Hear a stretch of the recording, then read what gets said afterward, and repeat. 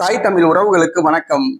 பாஜக 160 தொகுதிகளில் வெற்றி என்ற தலைப்பில் இந்த காணொலியை காண்கிறோம். பீகார் சட்டப்பேரவை தேர்தல் முதல் கட்ட வாக்குப்பதிவு இன்று நடைபெறுகிறது.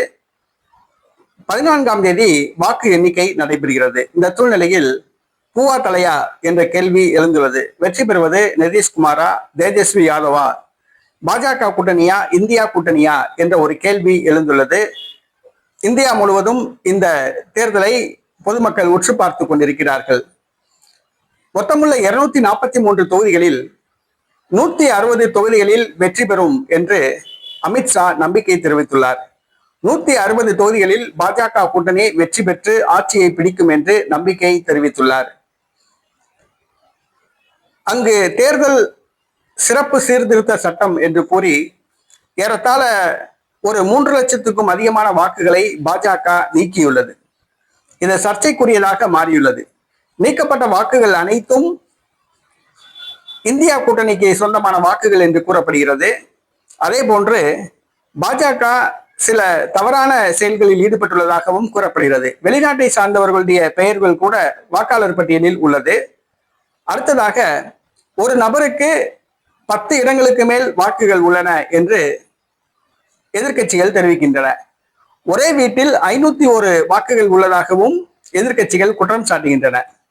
இந்த தேர்தல் நியாயமாக நடைபெறுமா என்பது கேள்விக்குறி. ஏனென்று சொன்னால் இந்திய தேர்தல் ஆணையமே சர்ச்சைக்குரிய செயல்களில் ஈடுபட்டுள்ளது. வாக்காளர் திருத்த சட்டம் என்று கூறி சில முறைகேடுகளில் ஈடுபட்டுள்ளதாக குற்றம் சாட்டப்படுகிறது. பாரதிய ஜனதா கட்சிக்கு ஆதரவாக இந்திய தேர்தல் ஆணையம் செயல்பட்டுள்ளதாக குற்றம் சாட்டப்படுகிறது.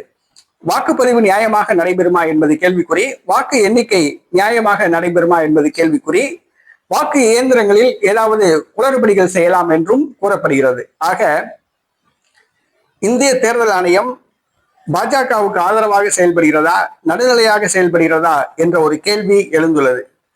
தற்பொழுது பாஜக 160 தொகுதிகளில் வெற்றி பெறுவோம் என்று வாக்குப்பதிவுக்கு முன்னதாகவே நம்பிக்கை தெரிவித்துள்ளது. இதை பார்க்கும் பொழுது கண்டிப்பாக இந்த தேர்தலில் குளறுபடிகள் ஏற்படும் என்பது மட்டும் உண்மை. இந்திய தேர்தல் ஆணையம் பாஜகவுக்கு ஆதரவாக செயல்படும் என்பது உண்மை. வாக்கு எண்ணிக்கையில், வாக்குப்பதிவில் குளறுபடிகள் ஏற்படும் என்பது உண்மை. இந்தியா கூட்டணிக்கு இந்த தேர்தல் ஒரு வாழ்வா சாவா என்ற ஒரு தேர்தல். நீண்ட நாட்களாக நிதிஷ்குமார் முதலமைச்சராக உள்ளார். அவர் பதவியை மீண்டும் கைப்பற்றுவாரா, பதவி விலகுவாரா என்பது இந்த தேர்தல் முடிவு செய்யும். தற்பொழுது இந்திய தேர்தல் ஆணையத்தின் மீது நம்பிக்கை இழந்து போன மக்கள் தற்பொழுது இந்த தேர்தலை உற்று பார்த்து கொண்டிருக்கிறார்கள். இந்திய தேர்தல் ஆணையம் நடுநிலையாக செயல்படுகிறதா அல்லது பாஜகவுக்கு ஆதரவாக செயல்படுகிறதா என்பதை பொதுமக்கள் உற்று பார்த்து கொண்டிருக்கிறார்கள். தற்பொழுது தமிழ்நாட்டிலும் கூட இந்த வாக்காளர் திருத்த சட்டம் நடைமுறைப்படுத்தப்பட்டுள்ளது. இதிலும் குளறுபடிகள் ஏற்படுவதற்கு வாய்ப்பு உண்டு. இந்த வாக்காளர் திருத்த சட்டம் இந்திய தேர்தல் ஆணையம் பாஜகவுக்கு ஆதரவாகவே கொண்டு வந்த சட்டம் என்று குற்றம் சாட்டப்படுகிறது. தற்பொழுது பீகாரில் 160 தொகுதிகளில் வெற்றி பெறுவோம் என்று அமித்ஷா நம்பிக்கை தெரிவித்துள்ளார். அவருடைய கனவு நனவாகுமா, பாஜக ஆட்சியை தக்க வைக்குமா என்பதை நவம்பர் 14ஆம் தேதி தெரிய வரும். அதுவரை பொறுத்திருந்து பார்ப்போம்.